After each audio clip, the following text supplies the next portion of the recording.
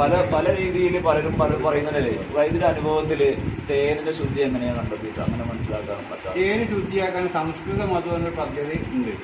അത് ഒരു പാത്രത്തിൽ വെള്ളം വെച്ചിട്ട് അതിന് നടുവിലൊരു പാത്രം കമത്തി വെച്ചിട്ട് അതിൻ്റെ മുകളിൽ ഒരു 100 ലിറ്റർ തേൻ വെച്ചാൽ ആ തേന് നമ്മൾ ആ വെള്ളം ചൂടാവും.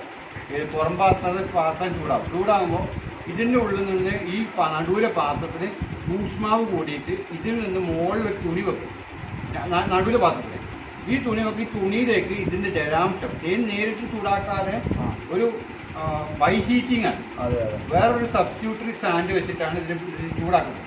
എന്നിട്ട് എന്താണെന്ന് വെച്ചാൽ 200 മില്ലിൻ്റെ അടുത്ത് തേനിൻ്റെ ജലാംശം ഈ തുണി വലിച്ചെടുക്കും. തുണി ഉണ്ടല്ലോ, രീതി മനസ്സിലായില്ല ഇപ്പോഴും. എങ്ങനെ? അതായത് ഒരു പാത്രത്തിൽ വെക്കുക വെള്ളം ആ പാത്രത്തിന് നടുവിൽ ഒരു ചെറിയ പാത്രം വെക്കുക, അതിൽ കമത്തി വെക്കുക. കമത്തി വെച്ചിട്ട് ഈ പാത്രത്തിന്റെ മുകളിൽ ഒരു ചെറിയ പാത്രത്തിലാക്കി തേൻ വെക്കുക. രണ്ടാമതൊരു പാത്രം മാറ്റി ഒരു റെഡ്യൂസ് ആയിട്ട് ഇതിലേക്ക് തേൻ ഒഴിക്കുക. ഈ തേൻ ഒഴിച്ചതിന് മുകളിൽ ഒരു തുണി വെച്ചിട്ട് ഒരു കോട്ടൺ തുണി വെച്ചിട്ട് മൂടുക.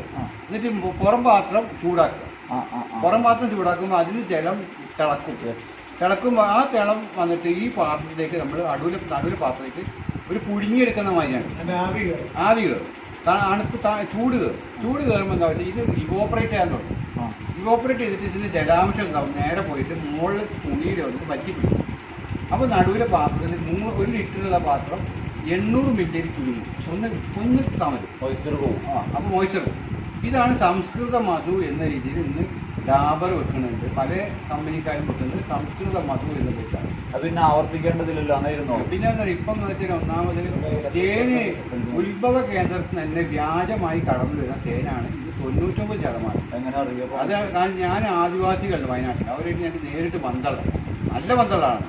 ഞാനെന്ന് ഒരു ദിവസം ഞാൻ ചോദിച്ചിങ്ങനെ ആദിവാസിയോട് തേൻ നല്ല കിട്ടാന്ന് പറഞ്ഞിട്ട് വൈദ്യുതി തേൻ കൊടുക്കേണ്ടതാണ്.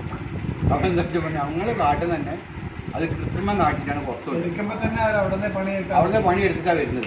പിന്നെ ബാക്കി